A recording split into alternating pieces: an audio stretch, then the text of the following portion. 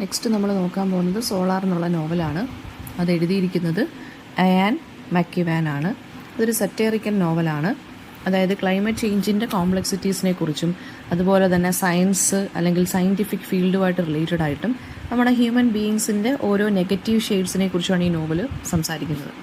So ഈ ഒരു സ്റ്റോറിയിൽ നമ്മുടെ ഒരു ഇച്ചിരി ഡീപ്ലി ഒരു നെഗറ്റീവായിട്ടുള്ളൊരു ഷെയ്ഡുള്ളൊരു പ്രൊട്ടാഗണിസ്റ്റാണ് മൈക്കിൾ ബിയേർഡ് എന്ന് പറയുന്നത്. സോ ഇതിനകത്ത് both personal and as well as അദ്ദേഹത്തിൻ്റെ തന്നെ സൊസൈറ്റിയൽ ഫെയിലിയേഴ്സിൻ്റെ കാര്യങ്ങളും അതുപോലെ തന്നെ നമ്മൾ അതായത് ആ മോഡേൺ ടെക്നോളജിക്കലായിട്ടുള്ള ആ ഒരു അല്ലെങ്കിൽ ഈ ഒരു മോഡേൺ സെഞ്ച്വറിയിൽ ടെക്നോളജിക്ക് ഈ ഒരു 21st സെഞ്ച്വറിയിൽ ടെക്നോളജിയുടെ സ്വാധീനം അതുപോലെ തന്നെ നമ്മൾ എന്തൊക്കെ ചലഞ്ചസ് ഫേസ് ചെയ്യുന്നുണ്ട് ഇപ്പോൾ അതിനെക്കുറിച്ചൊക്കെയാണ് ഈ ഒരു നോവലിനകത്ത് സംസാരിക്കുന്നത്. അപ്പോൾ മൈക്കിൾ ബിയേർഡ് എന്നുള്ള ആ ഒരു മനുഷ്യൻ്റെ ലൈഫിലുള്ള ചലഞ്ചസിനെ കുറിച്ചും ഫെയിലിയേഴ്സിനെ കുറിച്ചും ഒക്കെയാണ് സംസാരിക്കുന്നത്. ഫസ്റ്റ് പാർട്ട് എന്ന് പറയുന്നത് നമ്മുടെ മൈക്കിൾ ബിയേർഡിൻ്റെ ലൈഫിലുള്ളൊരു ക്രൈസിസിനെ കുറിച്ചാണ് സംസാരിക്കുന്നത്. നോവൽ തുടങ്ങുന്നത് 2000-ലാണ്. അപ്പോൾ മൈക്കിൾ ബിയേർഡ് ഒരു പണ്ടത്തെ ഒരു സെലിബ്രേറ്റഡ് ആയിട്ടുള്ളൊരു ഫിസിസിസ്റ്റ് ആയിരുന്നു. അതായത് ഭയങ്കര ഫേമസ് ആയിട്ടുള്ള വളരെ സെലിബ്രേറ്റഡ് ആയിട്ടുള്ളൊരു ഫിസിസിസ്റ്റ് ആയിരുന്നു. നൊബേൽ പ്രൈസ് ഫിസിക്സിന് കിട്ടിയിരുന്നു അദ്ദേഹത്തിന് കിട്ടിയെന്ന് വെച്ചാൽ ബിയേർഡ് ഐൻസ്റ്റീൻ കോൺഫ്ലേഷൻ എന്ന് പറഞ്ഞൊരു, അതായത് ക്വാണ്ടം മെക്കാനിക്സിൽ അദ്ദേഹം ഒരു ബ്രേക്ക് ത്രൂ കണ്ടുപിടിച്ചു. അതിന് അദ്ദേഹത്തിന് നൊബേൽ പ്രൈസ് കിട്ടി. ഇപ്പോൾ അതായത് കറണ്ട് ഇയറിലെന്ന് പറയുന്ന 2000-ൽ അദ്ദേഹത്തിന് 50 വയസ്സുണ്ട്. പിന്നെ ബിയേർഡ് എന്ന് പറഞ്ഞാൽ വളരെ ഓവർ വെയ്റ്റ് ആയിട്ടും വളരെ ലേസി ആയിട്ടും ഒരു എന്താ പറയുക ഒരു പാറ്റേണിൽ ഇങ്ങനെ ലൈഫിലൊരു പാറ്റേണിൽ ഇങ്ങനെ സ്റ്റക്കായി കിടക്കുവാണ്. അതായത് വളരെ ഇൻഫിഡിലിറ്റി, അതായത് ഒരുപാട് ഇൻഫിഡിലിറ്റിയിലും അങ്ങനത്തുള്ള കുറേ ഇഷ്യൂസും അതുപോലെ തന്നെ അത്രയ്ക്ക് നല്ല സുഖകരമല്ലാത്തൊരു ജീവിതത്തിലാണ് അദ്ദേഹം ഇപ്പോൾ. അദ്ദേഹത്തിന് 5ാമത്തെ കല്യാണമാണ്. 5ാമത്തെ കല്യാണം കഴിക്കുന്ന ആ സ്ത്രീയുടെ പേരെന്ന് പറഞ്ഞാൽ പേട്രസ്. ആ കല്യാണം എന്ന് പറയുന്നത് എന്താണ്, ക്രംബിൾ ചെയ്തുകൊണ്ടിരിക്കുകയാണ് because of his own extra marital affairs. അപ്പോൾ ഇൻഫിഡിലിറ്റി എന്ന് വെച്ച് കഴിഞ്ഞാൽ ഇവിടെ ഉദ്ദേശിക്കുന്നത് പല സ്ത്രീകളുമായിട്ട് ഇയാൾക്ക് ബന്ധമുണ്ട്. അങ്ങനെ ഇയാളുടെ 5ാമത്തെ കല്യാണവും ഇപ്പോൾ ഡിവോഴ്സിൻ്റെ വക്കിലായിട്ട് നിൽക്കുവാണ്. And ironically Beard is shock to discover that പേട്രസിന് ഒരു ഹാൻഡിമാനുമായിട്ട് അഫെയർ തുടങ്ങിയെന്ന്. റോട്ട്നി ടാർപിൻ എന്നാണ് അയാളുടെ പേര്. അതായത് സ്വന്തം ഭാര്യ, ഇത്രയും നാളും 4 ഭാര്യമാർക്കും കുഴപ്പമില്ലായിരുന്നു. അവർക്ക് ഈ ഭർത്താവ്, അതായത് മൈക്കിൾ ബിയേർഡിനായിരുന്നു എക്സ്ട്രാ മാരിറ്റൽ അഫെയർസ് ഉണ്ടായിരുന്നു. ഈ 5ാമത്തെ വൈഫിന് അവസാനം ഒരു അഫെയർ സ്റ്റാർട്ട് ചെയ്തു. അപ്പോൾ ഇയാൾക്കത് ഭയങ്കര, ഇയാളുടെ ഈഗോയെ അതൊരുപാട് ബാധിച്ചു. അതായത് കുറച്ച് ഭയങ്കര എന്താ പറയുക, ഇയാൾക്കതൊരു സെറ്റ് ബാക്ക് ആയിപ്പോയി, അതൊരു തിരിച്ചടിയായിപ്പോയി. ആ ഹാൻഡിമാൻ്റെ പേരാണ് റോട്ട്നി ടാർപിൻ എന്നുള്ളത്. ഈ സ്ത്രീക്ക്, അതായത് പേട്രസിന് അഫെയർ ഉണ്ടായിരുന്ന ആ മനുഷ്യൻ്റെ പേര്. പ്രൊഫഷണലിയും ബിയേർഡ് സ്ട്രഗിൾ ചെയ്തുകൊണ്ടിരിക്കുകയാണ്. ആ സമയത്താണ് ഈ ഒരു പ്രശ്നവും കൂടി വന്നത്. ആൻഡ് അദ്ദേഹം ഒരു സെറിമോണിയൽ പൊസിഷൻ, അതായത് ഗവൺമെൻറ്റിൻ്റെ ഒരു ഹെഡായിട്ട് ഇദ്ദേഹം വർക്ക് ചെയ്യുന്നുണ്ട്. ഇദ്ദേഹത്തിനൊരു പൊസിഷൻ ഉണ്ട്, അതായത് റിന്യൂവബിൾ എനർജിയെ പ്രൊമോട്ട് ചെയ്യുക എന്നുള്ളതിന്. പക്ഷേ ഇദ്ദേഹം ക്ലൈമറ്റ് ചേഞ്ച് അതുമായിട്ട് റിലേറ്റഡ് ആയിട്ടുള്ള കാര്യങ്ങളിലൊന്നും ഇൻട്രസ്റ്റഡ് അല്ല. റിന്യൂവബിൾ എനർജി എന്ന് പറയുമ്പോൾ നമുക്ക് റിന്യൂ ചെയ്യാൻ പറ്റുന്ന എനർജി റിസോഴ്സസിൻ്റെ പ്രൊമോഷന് വേണ്ടി അതിൻ്റെ ഇതിന് വേണ്ടിയൊക്കെ ആയിട്ട് നിൽക്കുന്ന ഒരു ഗവൺമെൻറ് പൊസിഷൻ ഇദ്ദേഹത്തിന് ഉണ്ട്. അപ്പോൾ ഈ പ്രോജക്റ്റിന് ശരിക്കും പറഞ്ഞു കഴിഞ്ഞാൽ ഇയാളുടെ ഈ ഒരു പ്രോജക്റ്റ് ഉണ്ടല്ലോ, അതിന് വലിയ അതായത് വലിയ എന്താ പറയുക എൻകറേജ്മെൻറ്റോ അല്ലെങ്കിൽ വലിയ സപ്പോർട്ടൊന്നും ഇയാൾ പ്രൊവൈഡ് ചെയ്യുന്നില്ല. ആൻഡ് ഇയാൾക്ക് ഈ ഒരു പ്രോജക്റ്റ് എന്ന് പറയുന്നത് പൈസ ഉണ്ടാക്കാൻ വേണ്ടി മാത്രമുള്ളൊരു സംഭവമാണ്. വലിയ കോൺട്രിബ്യൂഷൻസ് ഒന്നും ഇയാൾ അങ്ങോട്ട് നൽകുന്നുമില്ല ഈ ഒരു പ്രോജക്റ്റിന് വേണ്ടി. ആൻഡ് സോ അദ്ദേഹത്തിൻ്റെ പേഴ്സണലായിട്ടുള്ള കോൺട്രിബ്യൂഷൻസിന് വേണ്ടി, അല്ലെങ്കിൽ പേഴ്സണലി കോൺട്രിബ്യൂഷനൊന്നും അദ്ദേഹം ചെയ്യുന്നില്ലെങ്കിലും അദ്ദേഹത്തിൻ്റെ ഈ പൈസയ്ക്ക് വേണ്ടിയുള്ള കാര്യത്തിന് വേണ്ടി ആയിട്ടുള്ളൊരു പ്രോജക്റ്റ് മാത്രമാണ് ആർക്ക്, നമ്മുടെ മൈക്കിൾ ബിയേർഡിന് ഈ ഒരു സംഭവം എന്ന് പറയുന്നത്. അതായത് നമ്മുടെ റിന്യൂവബിൾ റിസോഴ്സസിൻ്റെ അല്ലെങ്കിൽ എനർജി റിസോഴ്സസിൻ്റെ പ്രൊമോഷൻ എന്ന് പറയുന്നത്. ഓക്കെ, അപ്പോൾ ഇദ്ദേഹത്തിൻ്റെ സെൽഫ് ഇൻ്റലിജൻ്റ് ആയിട്ടുള്ള ബിഹേവിയേഴ്സിന് മാത്രമായിരുന്നു ഈ ഒരു കാര്യം എന്ന് പറയുന്നത്. ആ ഒരു ടൈമിന് വേണ്ടി, അതിന് പൈസ കിട്ടാൻ വേണ്ടിയും ആ ഒരു കാര്യത്തിന് വേണ്ടി മാത്രമുള്ളൊരു പ്രോജക്റ്റ് ആയിരുന്നു അദ്ദേഹത്തിന് ഇതെന്ന് പറഞ്ഞാൽ. അതൊരു മീനിങ് ഫുൾ ആയിട്ടുള്ള വർക്കൊന്നും അല്ലായിരുന്നു ഇദ്ദേഹത്തിൻ്റേത്. ദെൻ ഇനി അടുത്തൊരു ഇൻസിഡൻറ്റ് പറയാൻ പോവാണ്. പ്ലോട്ട് ഒരു സിഗ്നിഫിക്കൻ്റ് ആണ്. കുറച്ചുകൂടെ കഴിയുമ്പോഴത്തേക്ക് ഒരു സിഗ്നിഫിക്കൻറ്റ് ടേൺ വരും പ്ലോട്ടിന്, നമ്മുടെ ഈ ഒരു സ്റ്റോറിക്ക്. അതായത് അതായത് നമ്മുടെ മൈക്കിൾ ബിയേർഡിൻ്റെ ജൂനിയർ കൊളീഗ്സ് ടോം ആൽഡസ് എന്ന് പറഞ്ഞ ഒരാൾ, അയാളൊരു യങ് ഫിസിസിസ്റ്റ് ആണ്, വളരെ എന്തൂസിയാസ്റ്റിക് ആണ്, ഐഡിയലിസ്റ്റിക് ആണ്. അയാൾ ഒരു ഗ്രൗണ്ട് ബ്രേക്കിംഗ് ഐഡിയ ആയിട്ട് നമ്മുടെ മൈക്കിൾ ബിയേർഡിൻ്റെ അടുത്ത് വരും. അതായത് ആർട്ടിഫിഷ്യൽ ഫോട്ടോസിന്തസിസുമായിട്ട് അങ്ങനൊരു മെത്തേഡ് വെച്ച് സോളാർ പവർ നമുക്ക് ഹാർനസ് ചെയ്യാം, അങ്ങനെ എന്തോ പറഞ്ഞിട്ട് അങ്ങനൊരു മെത്തേഡ് വെച്ചിട്ട് ചെയ്യാമെന്ന് പറഞ്ഞുകൊണ്ട് ആര് വരും, നമ്മുടെ ഒരു മൈക്കിളിൻ്റെ ഒരു ഫ്രണ്ട് വരും, ഒരു ജൂനിയർ ഫ്രണ്ട് വരും. അപ്പം മൈക്കിൾ അത് ഡിസ്മിസ് ചെയ്തു.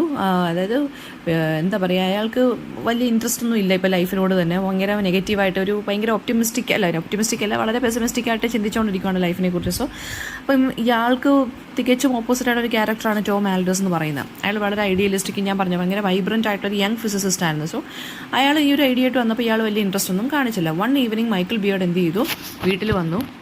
ആ സമയത്ത് ടോം ആൽഡസ് ഇയാളുടെ വീട്ടിലിരിക്കുന്നു. പേട്രസിൻ്റെ അടുത്ത് അപ്പം നോക്കിയപ്പോൾ എന്താണ് പറയുന്നതെന്ന് വെച്ച് കഴിഞ്ഞാൽ പേട്രസിൻ്റെ അടുത്ത് ഈ ടോം ആൽഡസ് ഫോർഗീവ് ചെയ്യണമെന്നും പറഞ്ഞുകൊണ്ട് ഇങ്ങനെ ഇരിക്കുവാണ്. അപ്പം ഭയങ്കര സ്ട്രെയിഞ്ച് ആയിട്ട് ആർക്ക് തോന്നി? നമ്മുടെ മൈക്കിൾ ബിയർഡിന് ഒരു സിറ്റുവേഷൻ തോന്നി. ആൽഡസ് ആ ഒരു സമയത്ത് ഇയാൾ എങ്ങനെയോ വീണ്, നമ്മുടെ ടോം ആൽഡസ് വീണ് സ്ലിപ്പായി അയാളുടെ തല എവിടെ ഇടിച്ചു, അയാൾ അവിടെ കിടന്നങ്ങ് മരിക്കുകയാണ് ചെയ്യുന്നത്. മൈക്കിൾ ബിയർഡ് എന്ത് ചെയ്തു? ഈ ഒരു അൺഎക്സ്പെക്റ്റഡ് ആയിട്ടുള്ളൊരു സിറ്റുവേഷനെ അതൊരു ഓപ്പർച്യൂണിറ്റി ആയിട്ട് മാറ്റി. അതായത് ഇയാൾ എന്ത് ചെയ്തു? റോഡ്നി ട്രാപ്പിനെ ഈ ഒരു ആക്സിഡൻ്റൽ ഡെത്തിന് വേണ്ടി ഫ്രെയിം ചെയ്തു. ആൻഡ് അതായത് നമ്മുടെ പേട്രസിൻ്റെ മറ്റേ എക്സ്ട്രാ മാരിറ്റൽ അഫെയർ ഉണ്ടായിരുന്ന മനുഷ്യനെ വെച്ചിട്ട് ഇത് ഫ്രെയിം ചെയ്ത് എടുത്തു. അപ്പോൾ അതായത് കൺവീനിയൻറ്റ് വേ ആയിട്ട് ഈ ഒരു റൊമാൻറ്റിക് റൈവലാണല്ലോ ഇയാളുടെ വൈഫിൻ്റെ, അപ്പോൾ ആ റൈവലിനെ ഞങ്ങൾ ഒഴിവാക്കാൻ വേണ്ടി എന്നിട്ട് എന്ത് ചെയ്തു? ഇതങ്ങ് ചെയ്തു. എന്നിട്ട് ഈ ആൽഡസിൻ്റെ റിസർച്ച് ഐഡിയയുടെ ആ ക്രെഡിറ്റ് ഉണ്ടല്ലോ സോളാർ എനർജിയെ ബേസ് ചെയ്തിട്ടുള്ള, അത് മനഃപൂർവ്വം ആരങ്ങെടുത്തു? മൈക്കിൾ ബിയർഡ് എടുക്കുകയും ചെയ്തു. ആൻഡ് പാർട്ട് 2 മൈക്കിൾ ബിയർഡിൻ്റെ കരിയർ ചേഞ്ച് ആവുകയാണ്. ബൈ 2005 ആയപ്പോൾ ഇദ്ദേഹത്തിൻ്റെ ലൈഫ് വളരെ ട്രാൻസ്ഫോംഡ് ആയി മാറി, വളരെ ചേഞ്ച് ആയി. ആൻഡ് പേട്രസിനെ ഇയാൾ ഡിവോഴ്സ് ചെയ്തു, പുതിയൊരു റിലേഷൻഷിപ്പിലോട്ട് പോയി. പക്ഷേ ഇൻഫിഡിലിറ്റിയും ഈ ചതി വഞ്ചന ഇതൊക്കെ കണ്ടിന്യൂ ചെയ്തുകൊണ്ടിരുന്നു ഇയാൾ. ആൻഡ് ടോം ആൽഡസിൻ്റെ ഐഡിയാസ് എല്ലാം എടുത്തു ഇയാൾ ഒരു പുതിയ പ്രോജക്റ്റ് കൊണ്ടുവന്നു. ആൻഡ് സോളാർ പവറിനെ റെവല്യൂഷനൈസ് ചെയ്യുന്ന ഒരു പ്രോജക്റ്റ് ആയിരുന്നു അതെന്ന് പറയുന്നത്. ബിയർഡ് എന്ത് ചെയ്തു? ഇത് ഇയാളുടെ ഐഡിയാസ് ആണെന്നും പറഞ്ഞ് പ്രസൻറ്റ് ചെയ്തു. അത് ഇയാളുടെ കരിയറിൽ വളരെയധികം അതായത് ഭയങ്കര ഒരു നേട്ടം ഉണ്ടാക്കി. ആൻഡ് ഇയാൾ ഒരു ലീഡിങ് ഫിഗറായിട്ട് മാറി. ക്ലൈമറ്റ് സയൻസിൽ തന്നെ ഒരുപാട് കോൺഫറൻസസും ഒക്കെ അറ്റൻഡ് ചെയ്തു. ഒരുപാട് ഇൻവെസ്റ്റേഴ്സൊക്കെ ഇൻവെസ്റ്റ് ചെയ്യാൻ തുടങ്ങി ഒരു പുതിയ പ്രോജക്റ്റിൽ. ഓക്കെ, പക്ഷേ ഇയാളുടെ പ്രൊഫഷണൽ സക്സസിനെ ബേസ് ഇതാണെങ്കിൽ പോലും ബിയർഡിൻ്റെ പേഴ്സണൽ ലൈഫ് ഭയങ്കര എന്താ പറയുക കെയോട്ടിക് ആയിട്ട് തന്നെ ഇരുന്നു. ഭയങ്കര പ്രശ്നമായിട്ടുള്ള പ്രോബ്ലമാറ്റിക് ആയിട്ടുള്ളൊരു ലൈഫായിട്ട് തന്നെ പേഴ്സണൽ ലൈഫ് കണ്ടിന്യൂ ചെയ്തു. മൾട്ടിപ്പിൾ അഫെയർസിലോട്ട് ഇങ്ങനെ ഇയാൾ ചാടി നിൽക്കാൻ തുടങ്ങി. ഭയങ്കര ഡിസോണസ്റ്റായും ഇയാൾ പാർട്ട്നേഴ്സിൻ്റെ അടുത്ത് ഓരോ പാർട്ട്നേഴ്സെ മാറി ഇയാൾ അഫെയർസ് സ്റ്റാർട്ട് ചെയ്യാൻ തുടങ്ങി. അങ്ങനെ എന്ത് ചെയ്തു? ഇയാളുടെ ഹെൽത്തിൽ അത് റിഫ്ലക്റ്റഡ് ആയി. ഇയാളുടെ വെയിറ്റ് ഒക്കെ ഭയങ്കരമായിട്ട് കൂടി. ഇയാൾക്ക് ഒരുപാട് മെഡിക്കൽ ഇഷ്യൂസൊക്കെ കൂടി. എന്താ പറയുക, അതായത് അപ്പം ഇയാളുടെ ശരിക്കും പറഞ്ഞു കഴിഞ്ഞാൽ ഒരു കുറ്റബോധവും ഇല്ല ഇയാൾക്ക്. നമ്മുടെ ടോം ആൽഡസിൻ്റെ ഐഡിയാസ് എടുത്തതിലൊന്നും ഒരു കുറ്റബോധവും ഇല്ല. പക്ഷേ ഇയാളുടെ ഹെൽത്തിന് മറ്റേ റിലേഷൻഷിപ്സും ഇയാളുടെ അനാവശ്യം ഭയങ്കര എന്താ പറയുക ഒരു സെൽഫ് ഇൻ്റലിജൻ്റ് ആയിട്ടുള്ള ഒരു ബിഹേവിയറും അയാളുടെ ലൈഫ് സ്റ്റൈലും എല്ലാം എന്താണ് ഒരു കുത്തഴിഞ്ഞ ലൈഫ് സ്റ്റൈലായിരുന്നു. അതെല്ലാം ഇയാളുടെ ഹെൽത്തിൽ വരാൻ തുടങ്ങി, റിഫ്ലക്റ്റഡ് ആവാൻ തുടങ്ങി.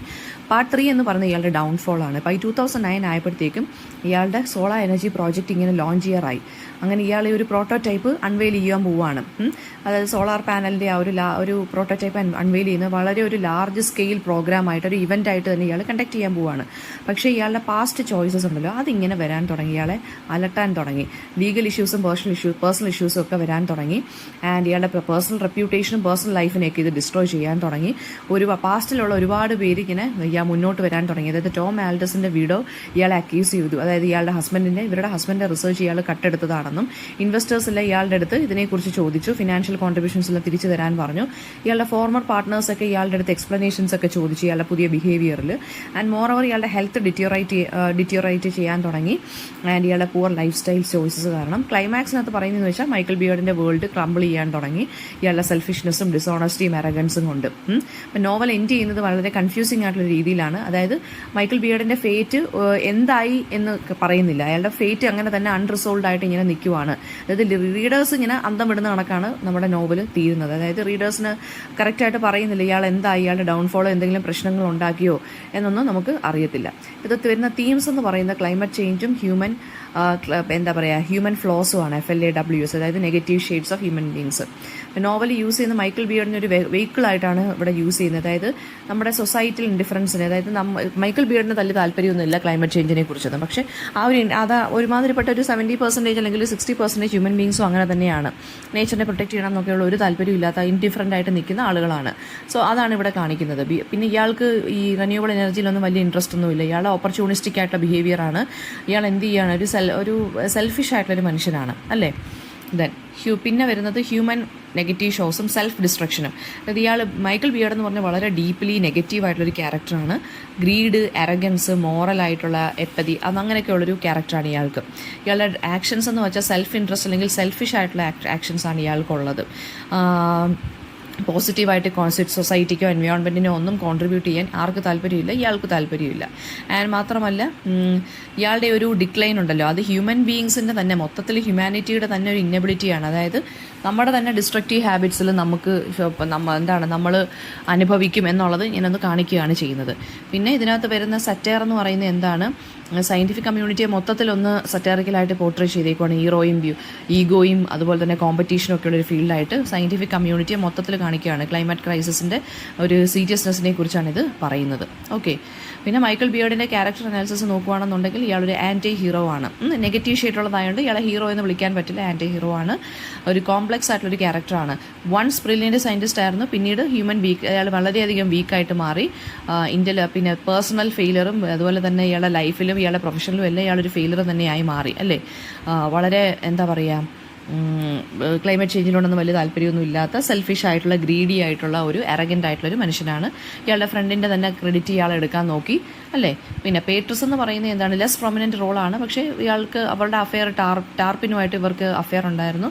അത് നമ്മുടെ മൈക്കിൾ ബിയേർഡിൻ്റെ ഈഗോയെ നല്ല രീതിയിൽ എഫക്റ്റ് ചെയ്തു. അങ്ങനെയാണ് മറ്റേയാളെ എന്ത് ചെയ്യുന്നത്, ഒരു കേസിൽ കള്ളക്കേസിലൊക്കെ കൊടുക്കുന്നത്.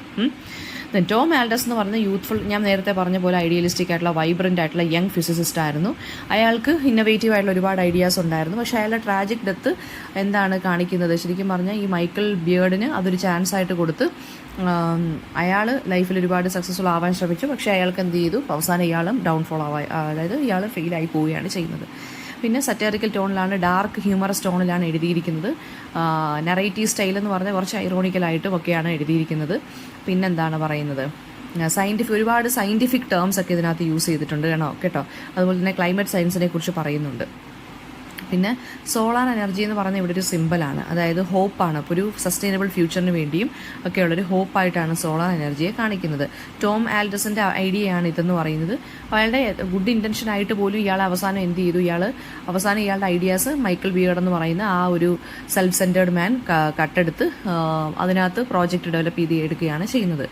പിന്നെ മൈക്കിൾ ബിയേർഡിൻ്റെ ഡിക്ലൈനിങ് ഹെൽത്ത് ഉണ്ടല്ലോ, ഹെൽത്ത് ഇഷ്യൂസ് എന്ന് പറയുന്നത് ശരിക്കും പറഞ്ഞാൽ ഇയാളുടെ വഴിവിട്ട ജീവിതത്തിനെ അല്ലെങ്കിൽ ലൈഫ് സ്റ്റൈലിനെയാണ് കാണിക്കുന്നത്. മോറൽ ആൻഡ് എത്തിക്കൽ ഡീക്കെ ആണ് കാണിക്കുന്നത്.